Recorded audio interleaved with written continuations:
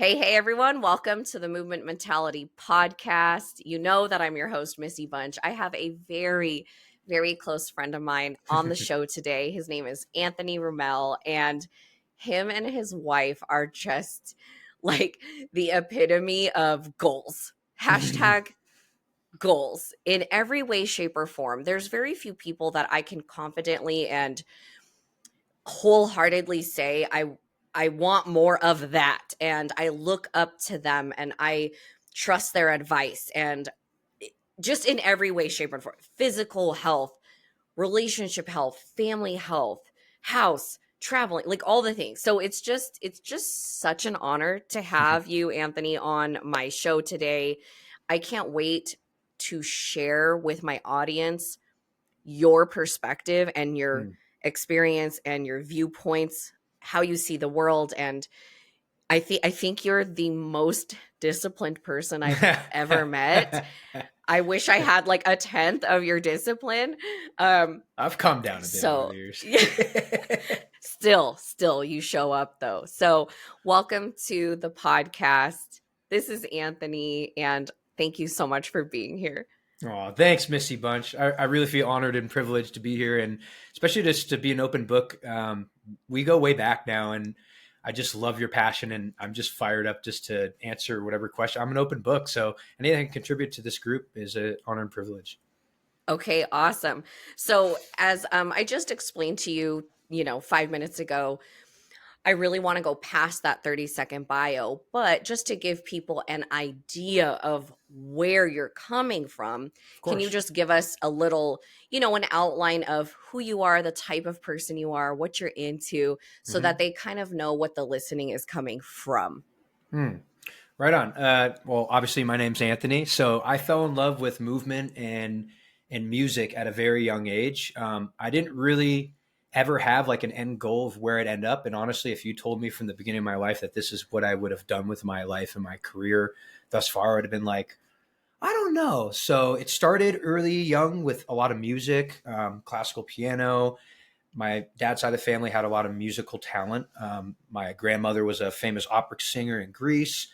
My grandfather was a first generation Greek immigrant who came here through Ellis Island, like many of our family members' descendants, or, he immigrated. And so music was in my blood for sure on my dad's side. And that carried on to my dad. And my dad grew up playing a lot of music with his mother, my grandma, and actually got into a band in high school back in Detroit motor capital days with a little place called Motown Records, and was like a studio musician with like the OG Motown Records with Berry Gordy and the Temptations and Who Marvin is your Gaye. dad? Yeah, my dad, he had the first white group ever signed to Motown Records in high school. And he's like so low key about it. So I'm going to boast for him because it actually did have a big impact on me early on with this creative side of me. Because I wouldn't call myself a creative if you looked at me like from the outside, but I'm extremely creative and I got to have fun. I got to have play.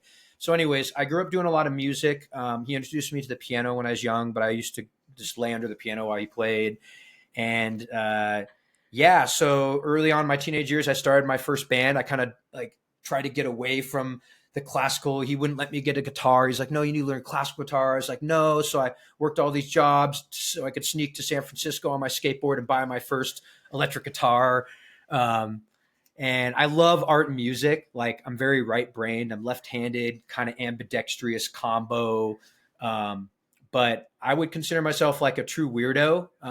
It's always been a little hard to be in a box, but I could function well in the normal constructs of like public schools or, social groups or whatnot. But yeah, music, I would say music and art was really like the foundation of creativity that spawned my obsession and just like passion with movement. So yeah, I'm going to give you like a quick, this is the quick version, not the 30-second version, which is nice. So I'm like, I have time, but essentially, music was the start of this. And once I got the guitar, I just realized that I could just like, especially as a young teenager, like, you go through stuff as a teenager. And I really found myself, like, it was very soothing to write music and to play music.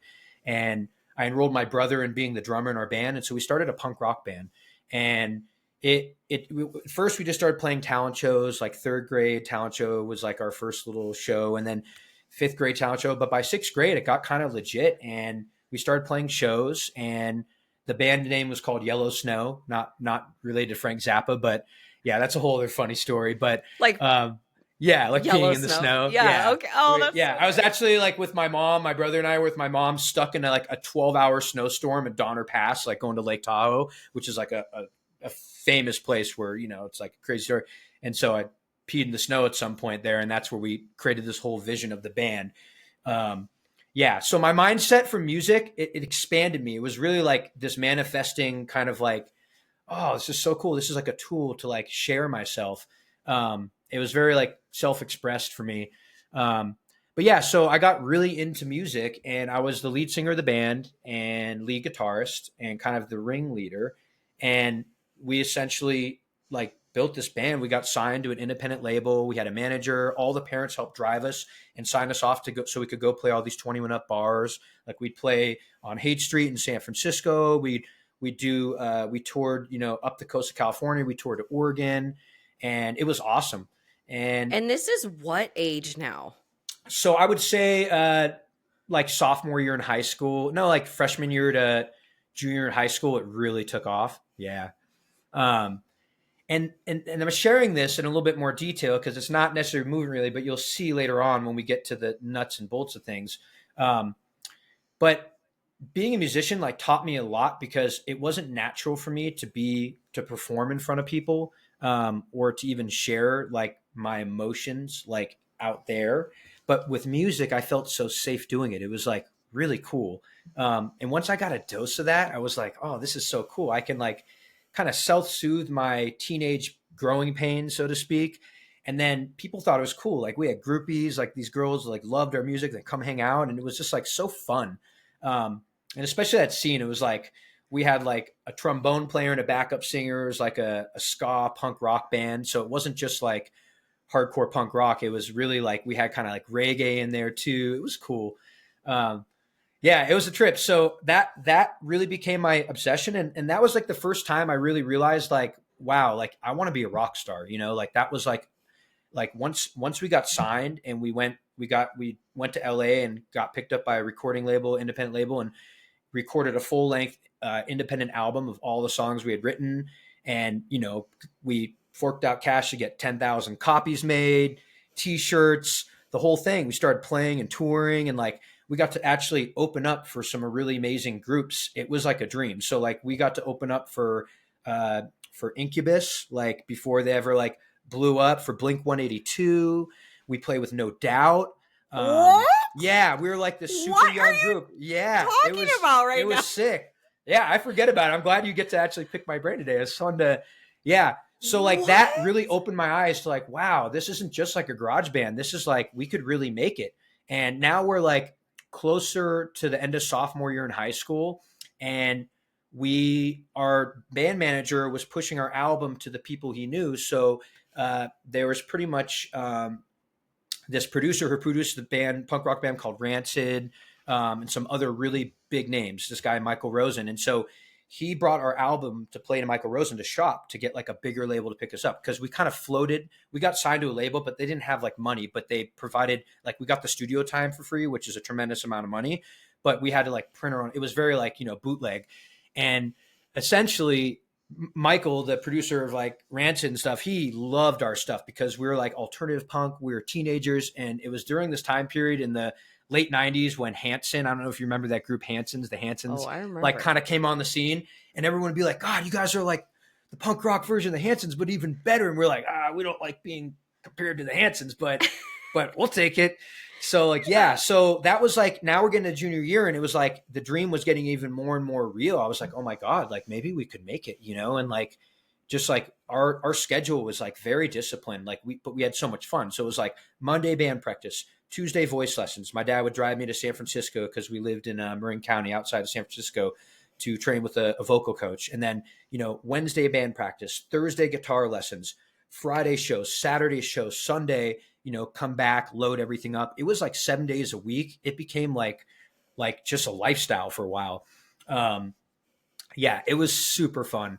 And Yeah, it was like having like five really close, like I always said, it's like having five girlfriends, like at a young age, because you have to like keep everyone in line and like, not everyone would be always feeling like doing something. But it was really cool at a young age because it taught me so much about myself and kind of like the first like true connection to like leadership roles and leading by example and just like getting to that step where you're looking at the cliff and you're like, oh, should I do this? And I was just like, let's go. Like just step into your fears, right? Like when you're about to go on stage and you look out and there's all these people you don't know and you're like, well, I hope they like my stuff. And you got to go out there and just share yourself.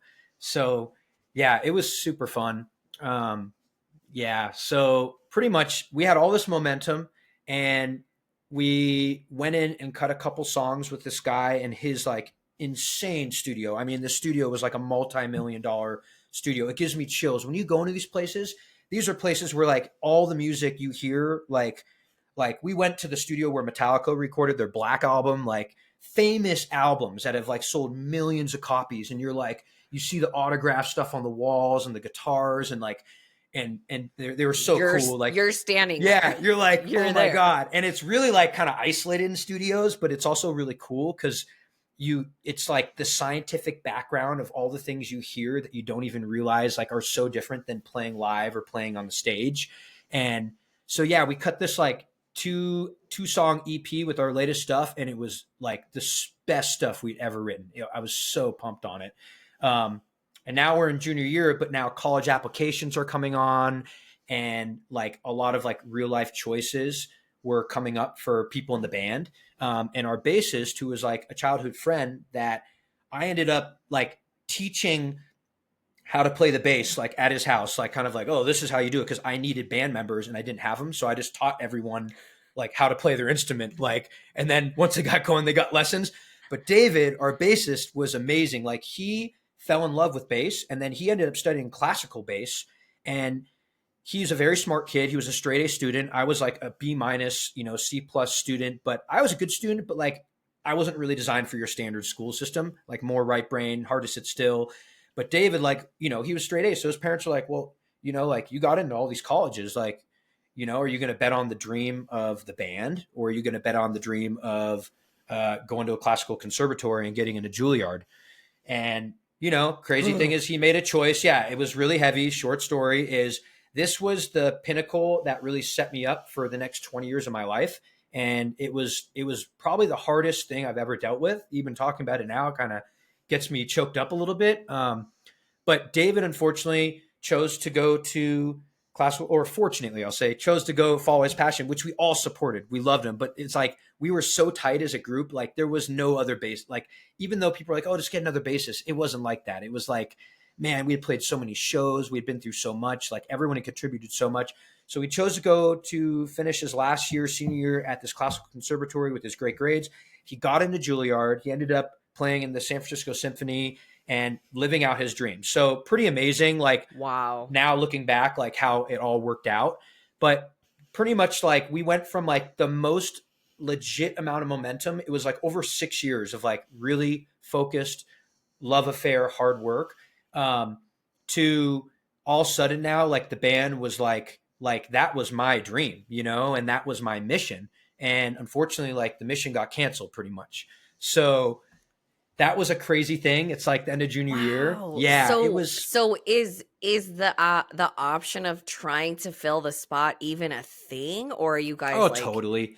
Yeah, it was, and we tried. We found like a couple of different bassists that like came in sub, but it was never the same. It's and not then what family. happened was once he moved, then other, our backup singer, and then my brother, who was like 3 years younger, who was just a workhorse. He was so good on the drums. Like he was like, I'm just kind of bored of playing the drum. Like it just like, it was crazy, man. It's like everyone was so connected.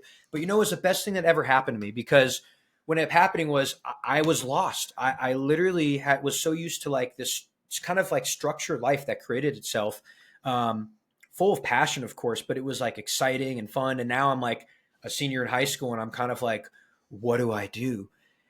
So pretty much like down the street from my gym, down the street from my high school was a Gold's Gym in Marin County. And it was like, I was like, I'm just going to go get a job, And so I pretty much went down to go apply to this gym and didn't know anybody. And it was really cool because I didn't hear back from him, but my dad worked out there. And a couple weeks go by, and my dad kind of went by and nudged the manager. And so they looked at my application, and then I ended up getting hired. And it was like, oh, cool, I got a job. So I went to the gym, and I loved being with people. It was something that like really lit me up, even though it was a little scary being young and being the first person someone sees when they walk into a gym. But like I got to like, sign in each member and get to know them. And like that was really a cool thing because it was like a really tight knit gym where everyone knew each other. It was nice. So yeah, that's like how I found the gym. And at first I was like, well, what is this place? And I wasn't necessarily even like searching. I think I was like more like just kind of depressed and tired at the time. Mind you, like I was like 110-pound, like little ectomorph, like didn't like, I was athletic, but like didn't work out at all. Like didn't like freaking ectomorphs. Yeah, I was never like some like high school athlete or like childhood athlete that just like dominated my childhood. Like I tried a lot of things. I was a good baseball player, skated, BMX biked.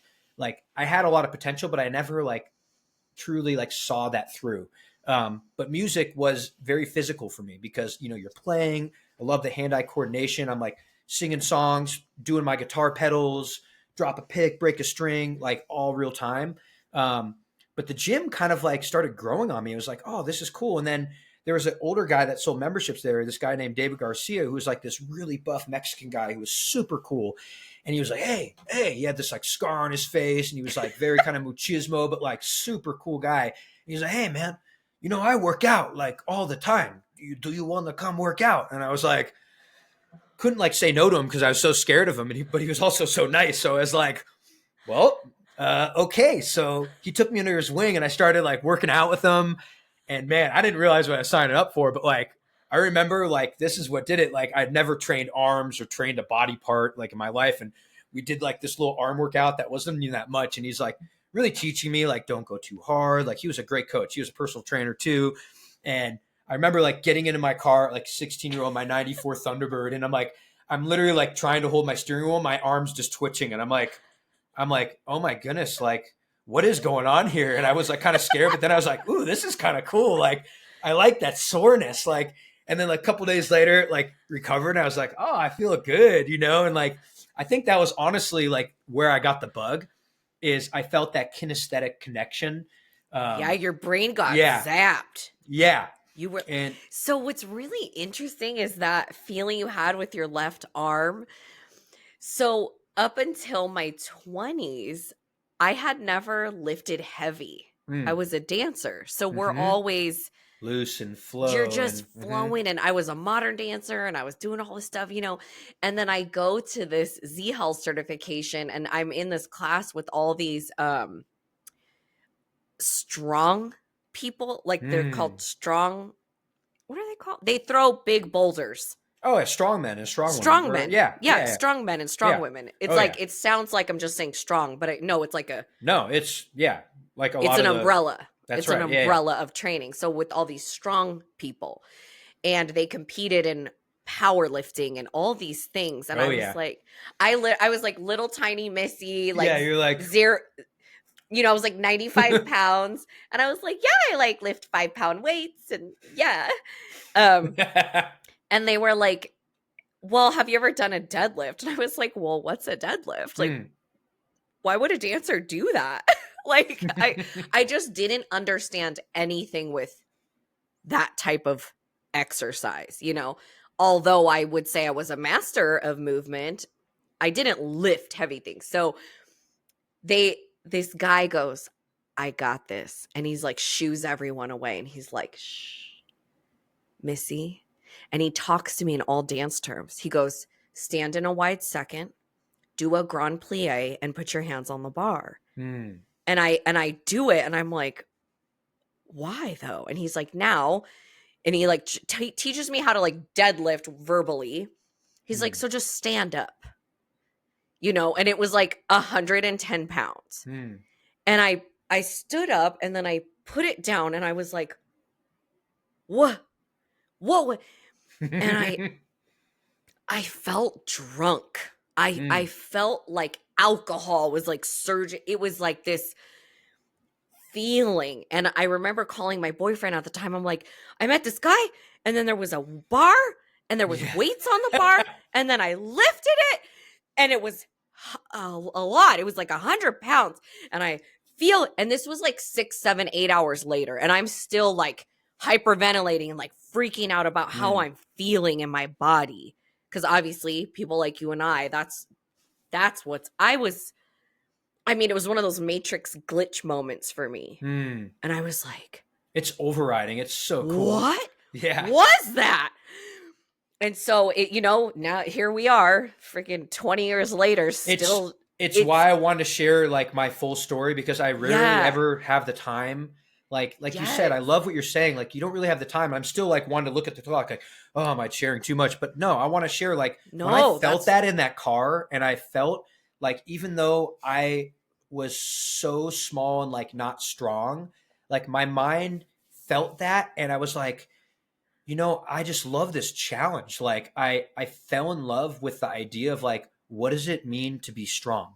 And that kind of like, that stayed with me. So like, then I'm at the gym and I'm observing, what I loved about the gym, it's like a tribe, and you see all ages of people, all ages of abilities, all ages, disabled people doing amazing things. We had a champion powerlifting Down syndrome guy that trained with his head trainer, who was incredible. Wow. Johnny, he worked at the gym. He did maintenance there.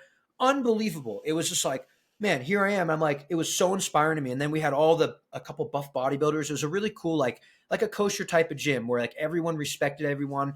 But I love being at the front because it allowed me to really just be okay with this kind of like weird, almost like environment to me. Because I look at gyms like almost like a jungle, like you're out in the jungle and like you got all the personalities, like the guy that's on the treadmill that just like does his thing, the gal who's just like, bopping her music, doing it. It's really fun. And I just was also very entertained by body language. Like since 86% of body language is like nonverbal, it was just always entertaining to like read people. And it's where I realized I was more empathic than I realized, just like reading a crowd and playing a show. Sometimes I'd be playing a show and realizing that the crowd wouldn't necessarily be totally like off the hook like some of our other shows. So like I'd be like, hey guys, we're gonna like play this song, like, and just switch it up and then just like things would get lit up, people would be crowd surfing, and I'd be like, yes, like, and the gym was like that too. And so once I kind of like married that, I realized that I wasn't lost in this despair of like, what is my purpose? Because I think what I was really looking for is like purpose. I felt so much purpose in my music. I felt so much connection, even if I didn't know people, sharing a part of myself vulnerably in a way that like was received. And then with the gym, I made that connection, and it really changed my life. Like just that moment. It's so crazy. And it's so crazy how these moments, like looking back, you don't think of it as like, it's not necessarily always a positive thing that will change your life. It's usually something that's very hard or challenging, or also like when you're in a time of like your lowest low where you really don't think you have your own back or the ability to get back up. But then like something happens and you're like, oh my God, like that was a lesson I needed. So like pretty much from that day on, like now I'll give you like the short flow of my, 30-second resume, but I fell in love with the gym. Okay. So within a few years, I was like, you know what? I want to compete in bodybuilding. So I sought out trainers. I got a job also selling supplements. I got a job bussing tables, then selling, serving at Outback Steakhouse. So I could get the ultimate trifecta, I called it. I could get half off of my food because I was a little guy. I needed to eat like 8,000 to 9,000 calories a day to get big. Yeah, I was eating a ton of food. Like what? I was a total hard gainer. Yeah. So I bulked 8,000 up. to 9,000. Yeah. I came into that gym at 110. And then within 4 years, I was walking around at like 185. Yeah. It was crazy. Yeah. Yeah.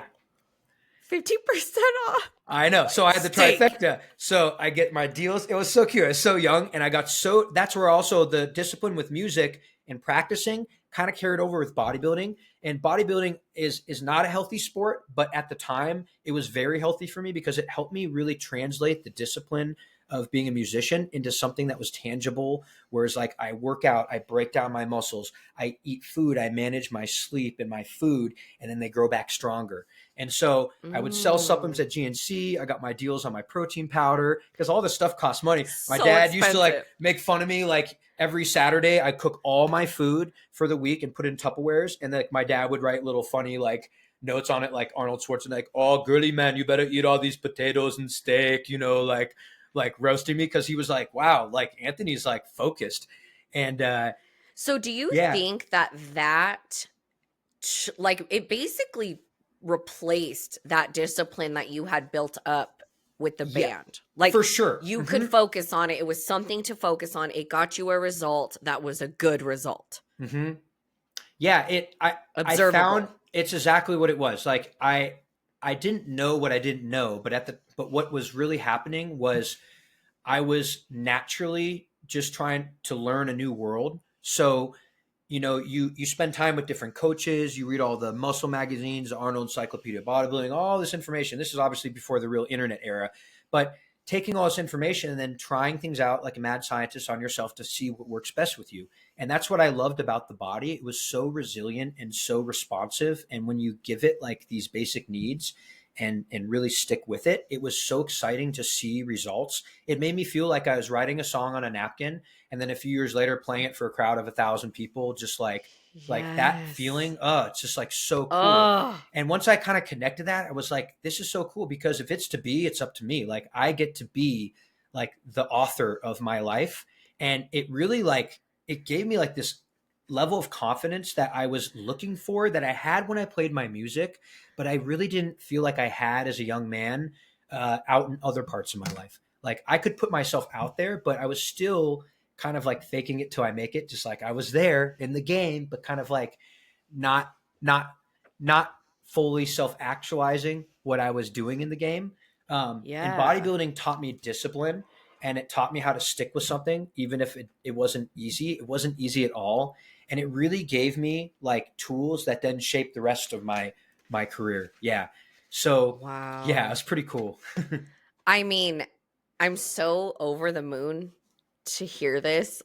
As I said, like we're very close friends, and I Yeah. would have I we've never had the opportunity to share this, Hmm. like your history. It's I mean, it's really really fascinating. And so if if you could tell someone at that age, right? So you're like the band breaks up, you're depressed, Hmm. you feel this thing, like what would you tell someone that is right at that peak of that transition where you feel like everything's up in flames?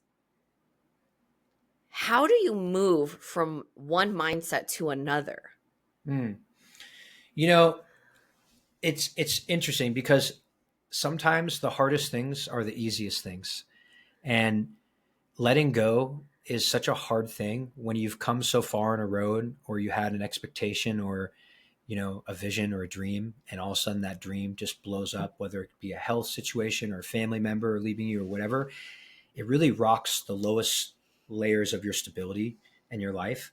And but what that does too is it also forces you to surrender. And you could look at this from a total spiritual, religious perspective. You could look at this however you want to label it, whatever you make meaning of that for sure.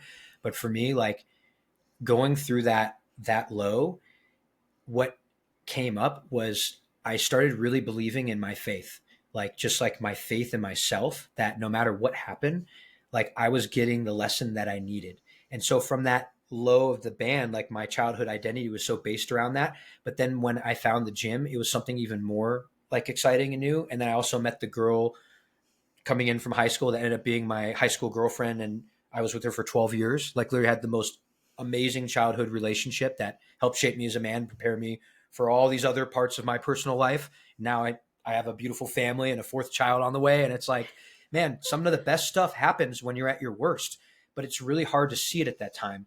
So I think, letting yourself just be with what is and just be like, man, this is really tough. But at the same time, like, I know that there's a blessing that's going to come of this, like having faith. I think for me, that was like the biggest thing. And then when I start feeling echoes of that in other areas of my life when I'm growing, because it seems like when I've been growing the most is when I feel like that.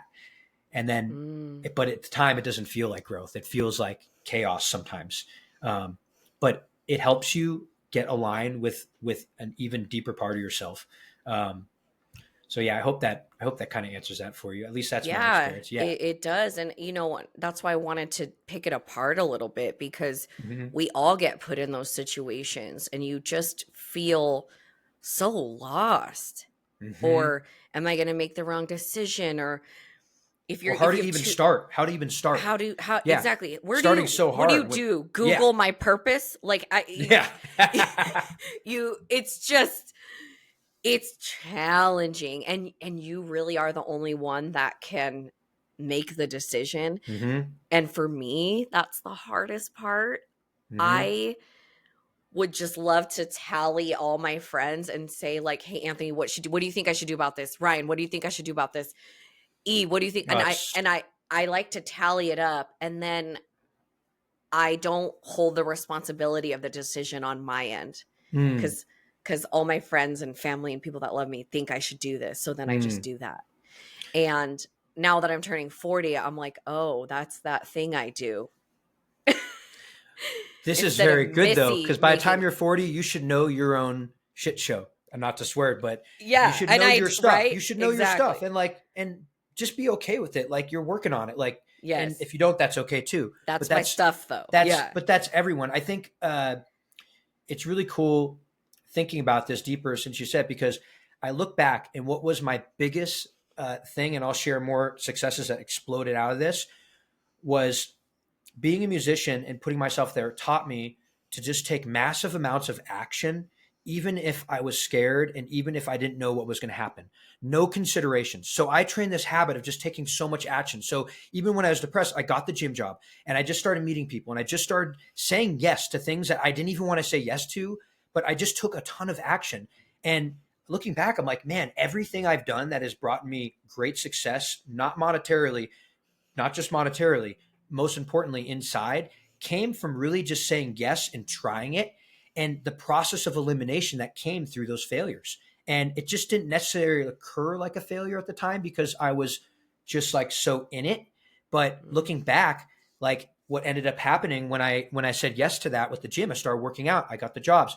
I signed up for my first bodybuilding competition. Right, that was like so tough. I placed second in a national qualifier for my first competition, the San Jose Bodybuilding Fitness Contest, and I completely dialed my focus 100% around that because it gave me a purpose. Right, I created a big scary goal. Right, a goal that just scared the living crap out of me. That made me just like honestly, like I was once I signed up for that contest, I was like, I don't know what I'm doing. I now have to work backwards and figure out, okay, I'm going to be dieting for 16 weeks, 12 to 16 weeks.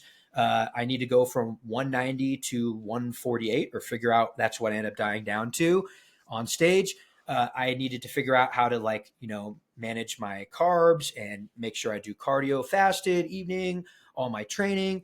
And it was really fun and scary, but it was terrifying. I had to reach out and enroll different people in helping me, get a coach, let go of other coaches, like all these things, right? But guess what? I did that show and it turned out to be a great experience. I was so terrified. It was just like performing in the band, but I just went out there. I flexed my little muscles, I was like, it was like, but it felt so good. And guess what? After that, like that's when I moved to Southern California.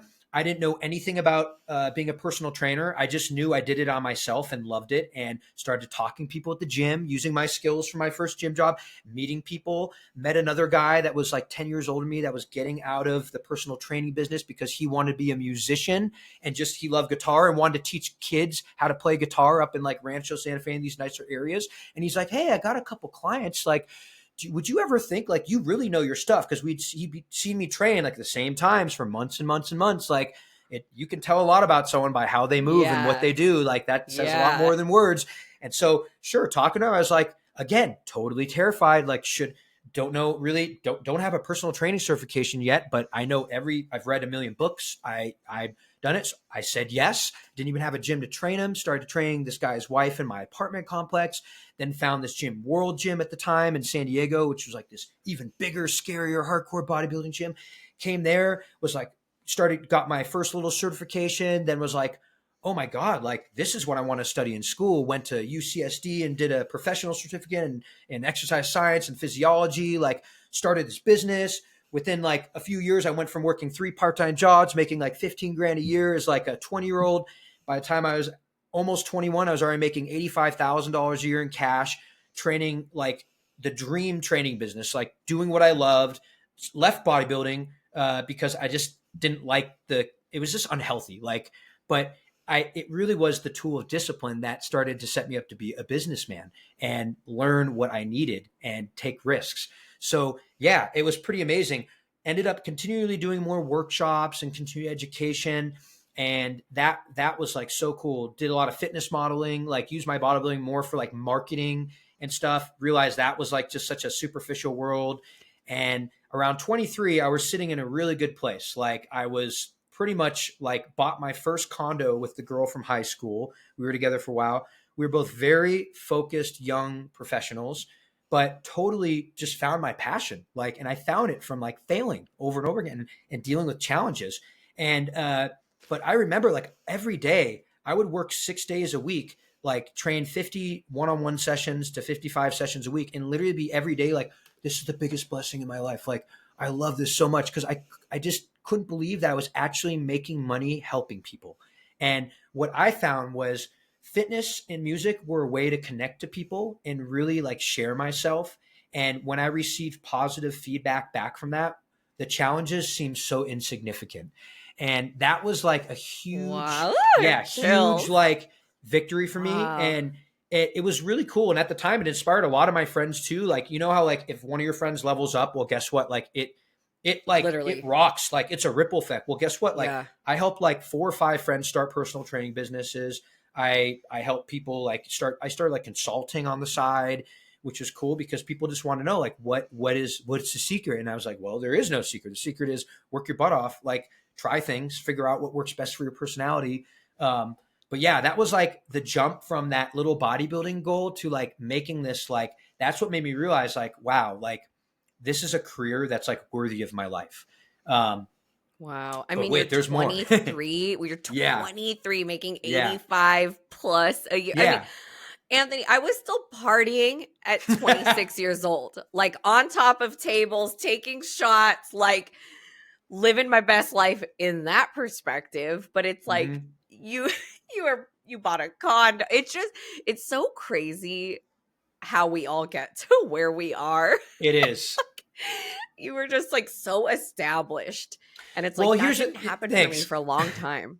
So here's the thing, even with like all that great, you know, establishing yourself, meeting, there's something I truly believe in. And oftentimes I'll hear people, especially back then, be like, man, you're so lucky. You're so lucky. You're so lucky.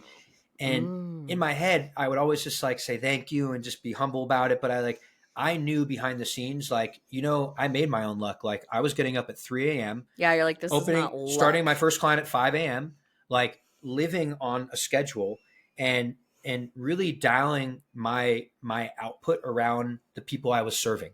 So I was being like a humble servant, helping people and in line with something I enjoyed. So the universe was literally like sending me back warp speed alignment, right? Which was so cool to feel at a young age. I didn't really know how to talk about it like I'm talking about it right now. So now I'm 42. So it's like life's gone by.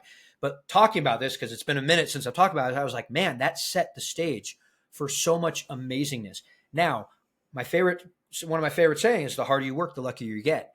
And, you know, opportunity and preparation, that's what luck really is. And so that's what I mean by taking big steps and by like really like if there's something that you really like love or something that you like scroll past on Instagram, you're like, man, I wish I could do that. Like something like that. Like if you fully like go all in on some dream for yourself, it could be the most simple dream. You will often surprise yourself about how much you can do and what can happen. And it's not a linear learning process. See, like some of it, it's very hard to conceptualize learning on the scale because it's not like I go to this thing to get this education. I go to this thing to get the degree. I get the degree. I become a doctor. There's nothing wrong with that. But there's something called flow state. And I believe as entrepreneurs, a lot of us tap into it. I tap into it where I fight a lot of issues like just with discipline and, you know, it seems like I'm not progressing at all. And I'll get to my journey with martial arts as well. It's the same thing. You feel like you're not progressing, but that's what I said. That's when you're progressing the most. And then all of a sudden, like there's this massive breakthrough, a high level flow state. And all of a sudden you literally like quantum leap levels. Well, that's what happens when you take on something bigger than you think you can handle in some ways. And I didn't realize that that's what I was doing. But when I started committing my time to people for hours of a day and really like showing up to serve other people, it opened up so many other doors because I'm spending intimate time with all these elders. Most of my business was actually very successful business owners. People could afford personal training. So I'm 23, spending 55 hours a week pretty much with very wise mentors, like people that indirectly I was mentoring them on fitness because that wasn't their wheelhouse. But guess what? We were talking the whole time and they were like, wow, I see a lot of myself in you as a young man. Here's some financial advice. Here's some advice about this. Doctors, lawyers, moms, dads. And I trained a lot of families, which was really special. So I trained the parents, the kids. They loved it because I listened to, like, I was able to share myself with the kids and the kids listened to me. Whereas like a parent trying to talk to their like middle school or high school student about certain issues, whether it be with sex or other weirds, they're kind of like, dad, like, hormones are hitting. But that was like what ended up becoming. It became like this beautiful tribe that gave me all the things that I loved in life. So much so I almost never wanted to end. Even when my life grew and business grew, like I tried to like almost keep it how it was for a while because I lived like this perfect like dichotomy for a while where I was like, I had no bills. I made over 100 grand a year cash. I had my cars, It was like, but you grow, right? And so for me, the growth was I worked really hard at that. And then sure enough, like every good thing kind of loses, when you do something enough, like you start, if you don't keep growing, you kind of get stagnant and die pretty much. It's not like you're dying, but it's like a business. Like you have it's stale. Yeah, it's stale. And so for me, like I just was kind of like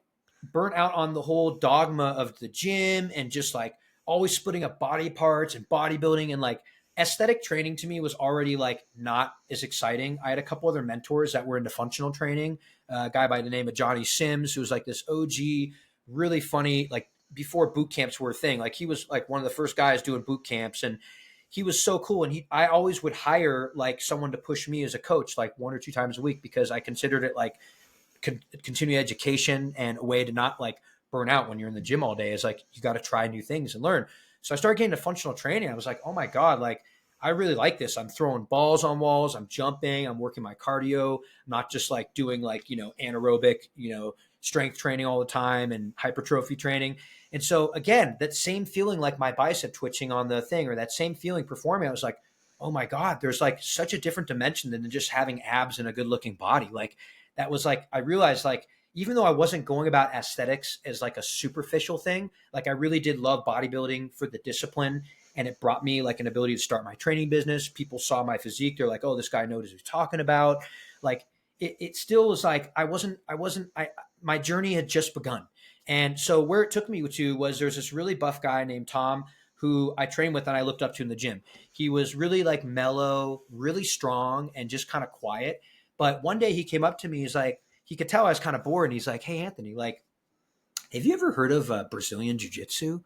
And I was like, no, but like I had Brazilian au pairs growing up, and I love like one of my personal training bodybuilding coaches in high school at that gym by my high school was this guy Marcos, who's Brazilian, and I did a little capoeira with him, and he was like this buff bodybuilder did capoeira. I was like, this is so cool. This guy's jacked and he can like move like a cat. So I was like, okay, like what is this jiu-jitsu thing? He's like, well, it's kind of like wrestling, but it's like submission grappling, and like I don't know, I think you'd really like it, like because he knew that I was kind of bored of working out, and he's like, because that was his experience. And he trained at this really crazy, cool gym in Vegas when he was there because he had a business there. And so anyways, he like was like, hey, like you should come to my jiu-jitsu academy like one day, like, and try this jiu-jitsu thing out. And I was like, okay, that sounds cool. But I was like, like non-committal about it. And like, pretty much like a few months went by and like we keep training and stuff. And like one day he like looked at me like he's like, Anthony, when are you going to stop being such a sissy and just come with me to the gym? He like just called me out. And especially as like a young guy, like he wasn't like that one to like call anyone a sissy. He was very humble and like strong and like big guy. And I was like, just looked at his eyes. I was like, okay, I'll go. And it was like this moment. And so I went with him to this academy, and I had no clue the academy I was walking into. This is in San Diego? This is in San Diego. Yeah. So I had established my training business, really like got my roots there, but kind of like what's next? Just kind of like almost like after I had my band where I was like, what's next? But I had this business that I love. So that was like my normal, right? So I go to this academy and like I thought I knew how to move. I walked in there like almost 200 pounds, like benching over like close to 400 pounds, deadlifting over 400 pounds. I was really strong. I was 23 years old, like now like feeling really grounded in myself. Again, built that confidence, like I said, from that. And then I go to my first class and just the warm up. I know you trained a little jiu-jitsu before, like just the warm up, like especially being a bodybuilder, like everything was like, I was like, oh my God, what is this? Like I was so buff, like I couldn't even send enough blood to everywhere. Like my heart's just like pumping. I'm like it was a washing machine. And I like the guys in there were so nice, but they loved it because I was like so buff. And they were like, hey, it's kind of like if a buff guy goes to a Pilates class or a bar class, the girls are like, oh, okay, let's see how strong you are. Hold your leg up for 3 minutes. Put your leg down. No. So yeah, I like made it through the class and just got annihilated. I mean, like I was tapping out left and right. Like just, I was actually like unable to do anything to defend myself because I was so tight in all like the places so that buff. and so buff. And I just didn't know how to move. I had no understanding of head and hips and rotation. And even though I was doing functional training, like I realized like, oh my God, it was another like moment where I was like, wow, everything I thought I knew, none of that meant anything when it came to self-defense. And I was like, how come I never thought about this? Like self-defense is super important. Like, you know, like what if I ever got in a situation where I had to defend myself and like I'm walking around like this, which makes me even more of a target, right? And then I'm like, oh my God, like I didn't like this at all. It was super humbling. My ego was just like crushed. I was like I went up to my master who I now trained jiu-jitsu for 18 years, Fabio Santos, and he's like Brazilian. He's like, oh, okay, let's sign up. Okay. His wife runs the show. I signed up for the limited membership, just dotted on the line. And I was like, I don't know why I'm doing this. Again, this was like just me being like the naive kind of like that day I signed up. Signed up for unlimited. I signed up that day. My first class, I got off the mat. I was like, I don't know what just happened, but I know that I need this. Like, I just knew that my ego, like it was such an ego killing practice. It was like awesome. It wasn't like I got beat up and it was bad. It was like I got beat up and it was like I learned. And I was like, oh my God, that's so weird. Like never have I had people be so nice to me, beat me up. And while like, they're making me they call it like involuntary yoga, you know, like I'm just getting tied into a pretzel and I'm like, you know, like, I'm like, what is going on here? Yeah. But again, the world of unknown, it's like that, I guess, like excited me because then look, I had accountability. I said, I signed up. I need to go. Right. Like, so I added another layer to my already like just surrender to the action, right? Or the bigger goal. I signed up. I started going 3 times a week, started having different types of soreness, started realizing like, oh, like I don't know how to move well because I'm not flexible enough, right? Like I couldn't even touch my toes at 20 years old. And if you know me now, you know that's kind of crazy. People think I'm like some childhood gymnast, but nope, we'll get to that later. But yeah, so jiu-jitsu was, again, it was the environment I was looking for, like the gym in high school. It was the ultimate proving ground to kind of test anything that I learned with movement in a real self-defense situation. And now I'm training with different body types, different weight, like teenage girls in class, like kicking my butt because it's so leverage based. I was like, this is awesome. So shortly after I signed up for my first tournament and I competed and I lost, and I didn't lose horribly, but I lost by points. And it was still like, oh my God, like I still can't move. One of the black belt instructors under my master, Fabio, that helped run the school, he was a devout like yogi, and he did yoga like 7 days a week. And he, like, I started doing some privates with him and some trade outs with him for personal training and functional training when he competed. And he like took me under his wing, like a little like karate master sensei, you know, even though jiu-jitsu is not even anything like karate. And he was like, start coming to yoga with me every day, you know? And I was like, man, this guy's like 48 years old and just an example of health, lean, strong, like can like handle like all these young military guys coming in all strong, just with technique. And I was like, there's something about yoga, you know? So that led me to yoga. And that then like became like my next big thing. I was like, no, I need to get more flexible. Like I need to work on my breathing. I need to work on my posture. I need to slow things down. It's just not all about force. Like with dance, you were saying, it's like for you, the antidote was maybe getting to some strength training because all you did was flowy, you know, gentle, mindful movement. For me, I need to learn how to be more like open and allow things to happen, maybe more counter more.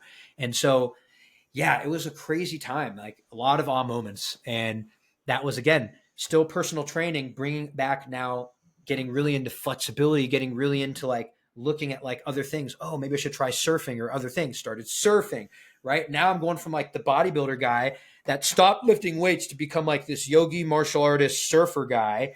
But I never like held my identity with one place. It was more of like little parts of my journey that I kept with me, and things that I brought back. And I started sharing those with my students and bringing my students along on the journey.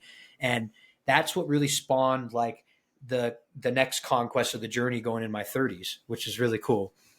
Wow. Yeah. And now what is your title with jiu-jitsu, so you give people at the end of the story? Oh, we're at I stuck with it. I never quit. I went from white to black belt with Fabio Santos, who's just I'm so grateful that happened to be the school I walked into. He's like a living legend. He taught me so many lessons about life and continues to. So I've been training 18 years now. I'm a second degree black belt under Fabio. Um, Shortly after when I started competing at white belt, I competed like the next 10 years, and really focused around like getting very mindful with my movement. Like martial arts taught me like the pure technique, I call it, where it's like, it's great to be strong, it's great to be flexible, but if you don't understand how to marriage the two with timing and also like know when it's time to go and know when it's time to slow, right? It's really like the tides of life. And it was really like a spiritual journey for me, honestly. Like training, like it's an ego killing practice. Like it really, like you can't get away with your bullshit on the mat. Like if you want to see how someone is, bring them on the mat. You know, as soon as you get smothered or something happens or you're going to react a certain way, you're going to learn about yourself, and you can't ignore that if you're a certain person. Like some people will go get the lesson and then run away. I'm glad I signed up and stayed because I got my lesson, and I Yeah. continue to get them. And that's why I train. I mean, it's really more of like a mental health awareness, and martial arts taught me like how durable I can really be, which then made me like fearless in the pursuit of going out to try hard things, because I started realizing as I got to like my early 30s, I started having a couple injuries. I had my foot broken in jiu-jitsu, nose, toes, like not major, like never knee, or my shoulders got pretty cranked out, but like I was kind of lucky. Like I always applied my kinesiology background, my functional training background. I did a lot of yoga, so I had a lot of safe range of motion to play with. But I got lucky. Like I rode the edge pretty good until I got to a place where I was like, I'm gonna kind of chill on competing for a while. It's just like not serving me anymore. Like it's taking more than it's giving. I've had my lesson. I Mm. fought like over 30 plus times, really made that like a focus, and I got so much from it. But now I'm like growing my business. My life is blossoming. So yeah, it was crazy. It was kind of what spawned me becoming a gym owner. At this time, I was still in the hardcore bodybuilding gym. I had been, working there independently as a coach for before I took over the gym that I own now for 12 years. Um, all the families, the kids had kind of grown up that I trained. They were all now in college, and things had changed. My girlfriend and I from high school, we grew apart. It was like the hardest heartbreak I'd ever dealt with in my life. It truly, I never felt like I was the same afterwards, not in a bad way. Like everything ended on very amicable terms, but essentially went through like pretty much a divorce without kids at like 29 years old, and realized that, even though I committed my life to someone and she committed her life to us, like we just were going different directions in life, which was really, really challenging because I was almost a black belt in jiu-jitsu then. It took me like 11 and a half years to actually earn my black belt. It's not like karate that takes like 4 years or 5 years. It's a long journey.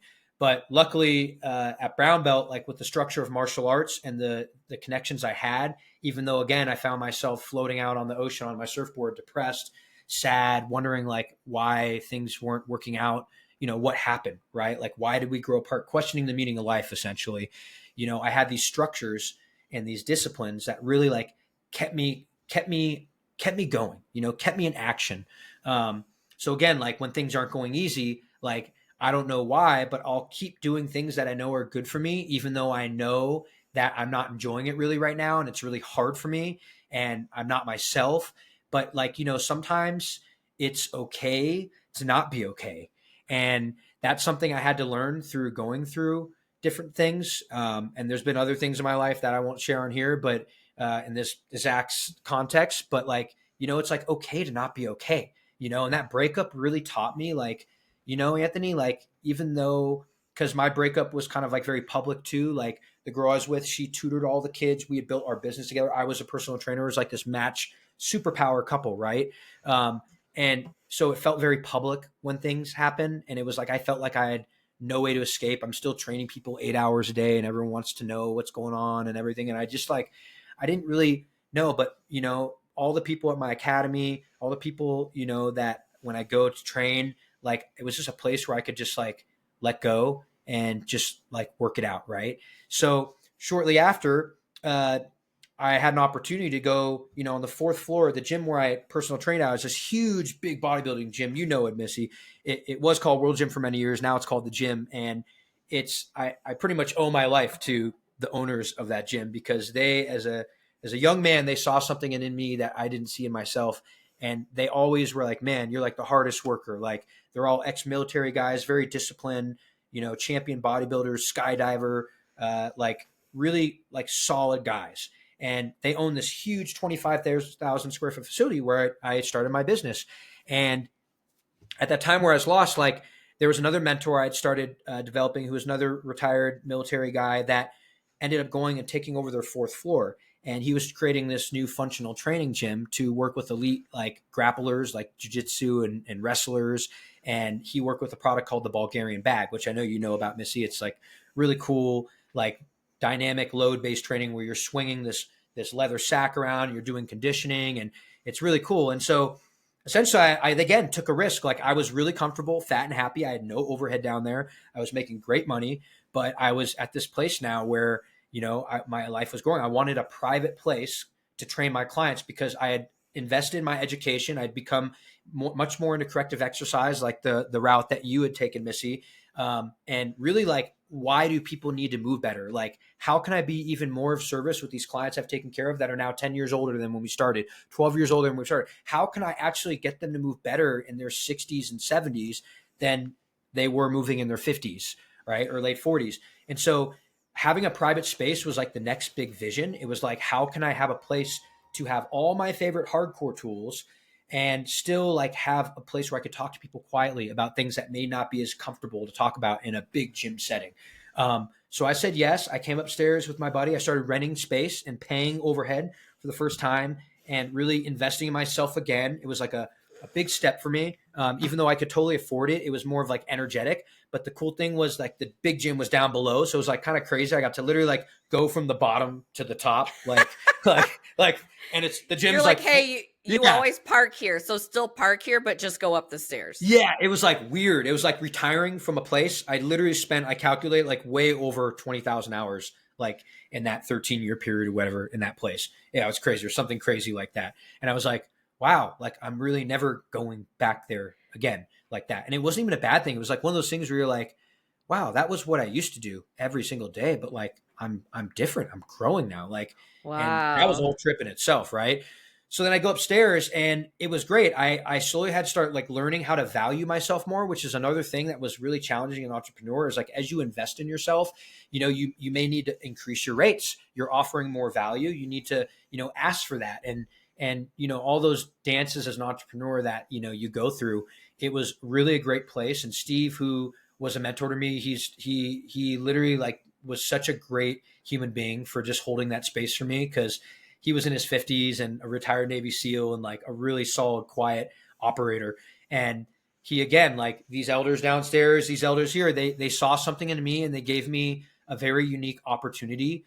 And I am extremely grateful for that because it really shaped, my life the next like 10 plus years. Yeah, kind of crazy. Which you still have.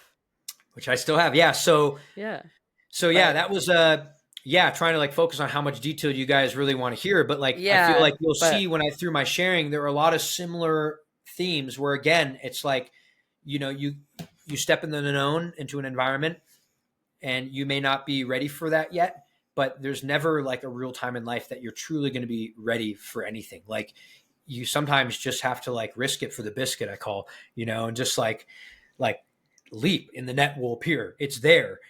you have to believe in yourself and build that backbone through working through adversity and realizing that when you come out the other side of something hard, what you come out as is just a much more grounded version of yourself. And that's what training, and for me, it was such a lifestyle doing what I do, and such an honor to be able to like share that, like as I've been on this journey, share that with my students and just share it through conversations. And also now I've got this private gym that Steve was like, you know, he used to be, when he retired from the SEALs, he was a BUDS instructor, which is like the test that you have to pass to become a Navy SEAL. It's like one of the most grueling tests there is, period. So like he set up the gym with like no clocks. Like he made it like a place to help people get more present. And he was really like a Zen warrior, like someone who just like really wanted to see people have the highest potential of their abilities. And he didn't care if you were like, he could care less if you were some athlete or some, you know, Navy SEAL buds. He would get down with like your grandma, like learning like kneeling push-ups on an elevated surface. Like he was all about just seeing someone have a breakthrough. That's how you are too. Yeah, I was like that, but he brought something out of me, like seeing this like warrior, like this guy. I was like, man, again, like just another mentor figure. Like you end up meeting such great people on journeys when you come into something with like where you're like, how do I do this? You know? And that person is there. And he was just he had such a great personality. Like he was so quiet, but then he'd just like have this funny sense of humor. So about a year and a half after doing that, tragically, Steve passed away. He had a heart attack in his sleep. It was really, really sudden. And meanwhile, like like after being there for about a year, you know, I had met the girl I was dating that became my wife, Ilana. And, you know, it was like, oh, wow. Like now I'm not a kid anymore. Like, you know, now I'm like running a business. We're going to be getting married. We're like combining our bills, and she's, you know, I'm supporting her financially so she could build this medical center. And, you know, like we lost her dad tragically. We had like a lot of loss, like in a couple of years. And then shortly after that, we lost Steve. It was like, honestly, like one of these things where like all these pillars, these elders, these people you consider like permanent fixtures in your life, like all of a sudden, like people were gone, you know? And it was really like hard to deal with at first. But again, through that kind of like dark time of like unknowing, like came the light, like came a way to like see that there is like more after when something final happens like that. And we don't need to get into all the details about that, but it was a really challenging time at first because that was my first true relationship with, you know, I had a couple other experiences with death in my life, but it wasn't like emotionally related to me. Is more like I was working the front desk in that high school gym job and found someone who had a heart attack when I was like 8 to 12 at night shift, and like tried to resuscitate him. And, you know, it was like I was too late. Like it was one of those shocking, like, but I didn't know the person, but it still was like, you know, like what happened, like kind of like crazy. Yeah.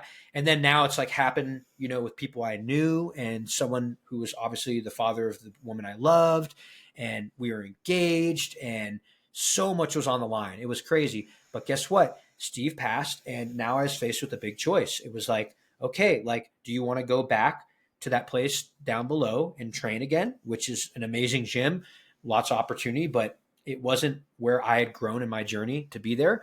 Or do you want to find a way to level up? And the funny thing was I kind of avoided owning a gym for like so many years.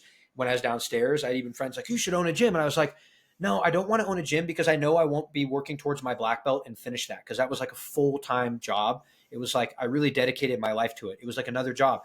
And so I just like, I held out on that for a while. But then when Steve passed, something shook me.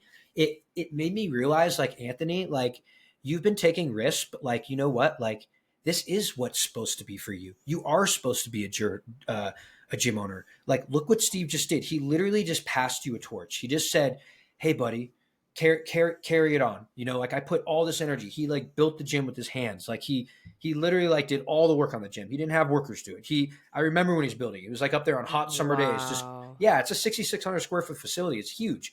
And so essentially I again just was like, okay, me and his wife worked it out, figured out all the equipment. I didn't have the money I needed to buy all the equipment at a time. I had to take out a business loan. Again, a big risk. I bet on myself, huge leap of faith. And so I did it. I became a gym owner, and I was now like 30 and a half, 31 or so, and pretty much earned my black belt in jiu-jitsu. Now married. Now like life is just taking a life of its own, so to speak.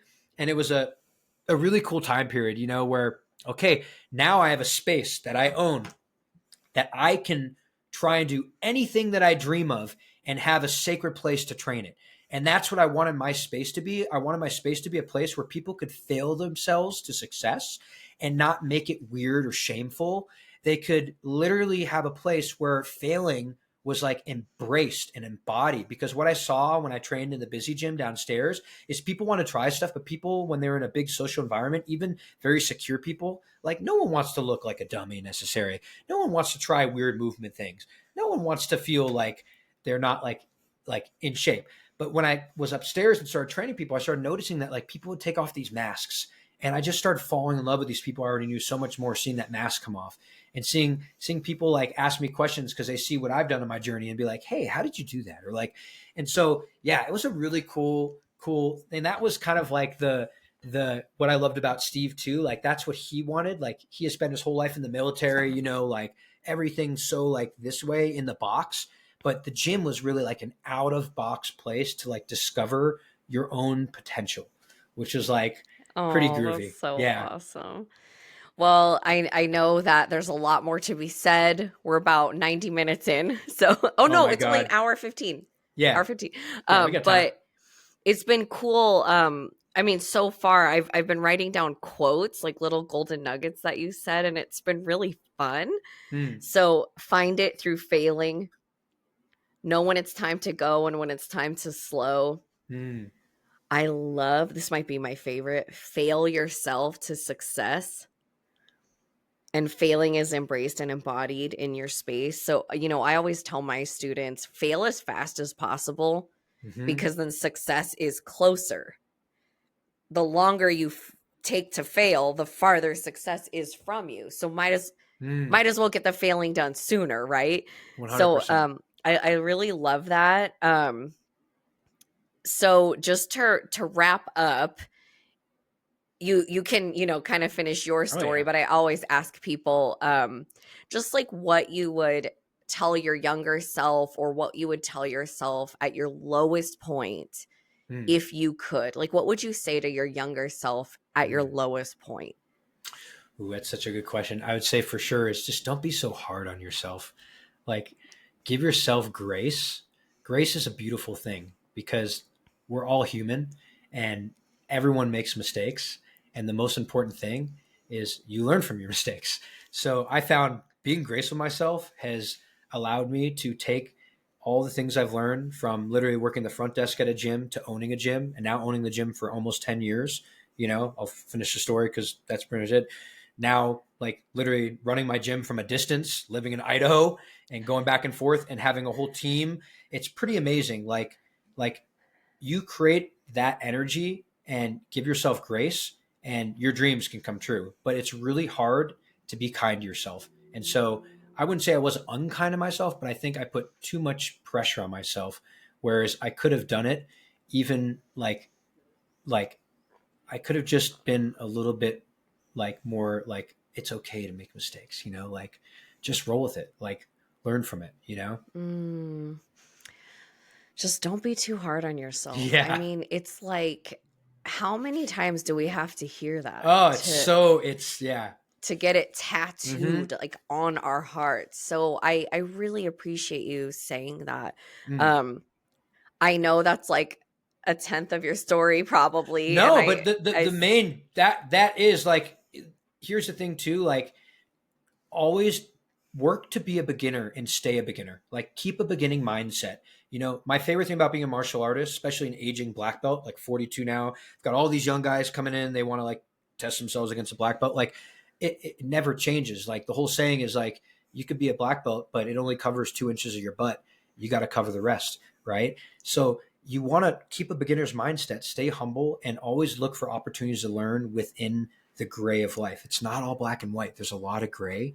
And I if you love can that. keep a beginning mindset, you're literally going to look at things from it's going to set you up to tangibly have a good relationship with failure, because you're already lowering your expectations to just being a beginner. You don't have to have this expectation that I'm like doing so great or I'm here. Forget about that. Like, get present, try something new, see if you can have fun, and see if you can learn from what didn't work, and then go back again and try and remember 1 to 3 things that didn't work, and then try again and see if you can like make a little shift, and then see what happens from that, and then just keep applying that. But I really work every day, and it's part of my like morning meditation is to, like pause, give myself grace, and keep a beginner's mindset, because everyone is a teacher. And my children now are my greatest teachers. We could do a whole podcast on just how much, they teach me. They're like these little mirrors, and it's just so beautiful, like that beginner's mindset, because you see it in children, you see it in the teacher that you connected with. They like make you fall in love with learning something that you don't even really care to learn. All of a sudden you're like that's you, Missy. I watch your videos. I'm like, oh my God, I want to learn more about vision and neuro and how all this stuff works. Like, how do you make that so exciting to learn? Like, that doesn't sound exciting, but I want to learn.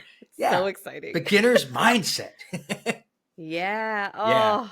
so just such a juicy, delicious talk.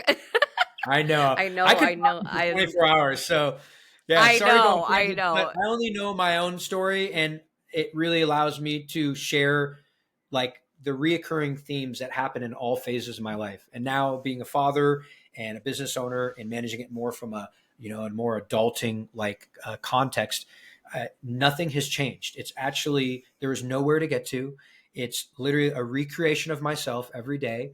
Again, checking my ego killing, beginner's mindset, and most importantly, faith and gratitude, just being grateful for even the problems that I'm facing right now, even the people that I know that are suffering, being grateful just to be alive and have the opportunity to even do something. God, it's like so important. Just to wake up for another day. I wake up, I'm like, I'm still alive. Yeah. Thank you so much. Mm-hmm. We're still breathing. We're Attitude still alive. of gratitude. Everybody's okay. Yeah. Yep. It's crazy. And when you're low and things are in breakdown mode and everything seems to be burning around, go back to gratitude. Gratitude is going to give you access to focus on not what you don't have, but what you have within, because that's the most important thing that is going to lead you to anywhere. It's always an inside job.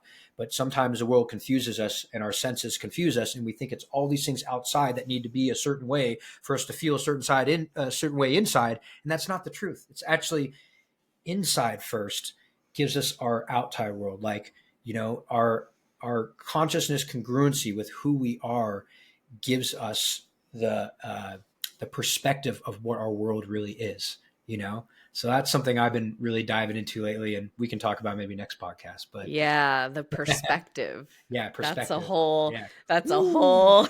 Yeah. Strap yourselves in.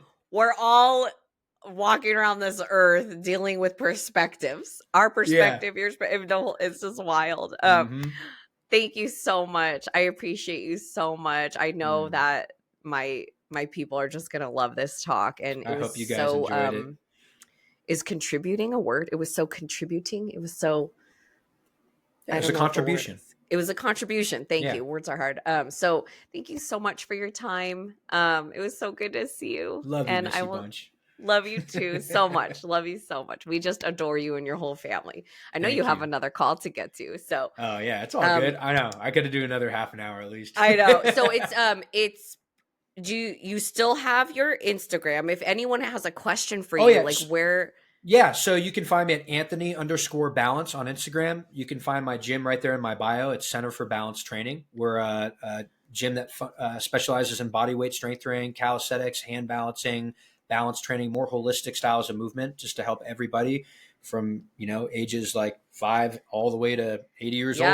Yeah, adult, like just, a little playground for movement. This is help people move better, but have fun doing it and learn skills that challenge you to pretty much be the best version of yourself. That's what I live for, man. All right. Awesome. Yeah. So it's Anthony_Balance. If you have any questions for him, just reach out to him. He would love to answer them, and he would love to connect with you. And I will see you guys on the next episode. Thank you so much, Anthony. I'll talk to you very soon. Thank you.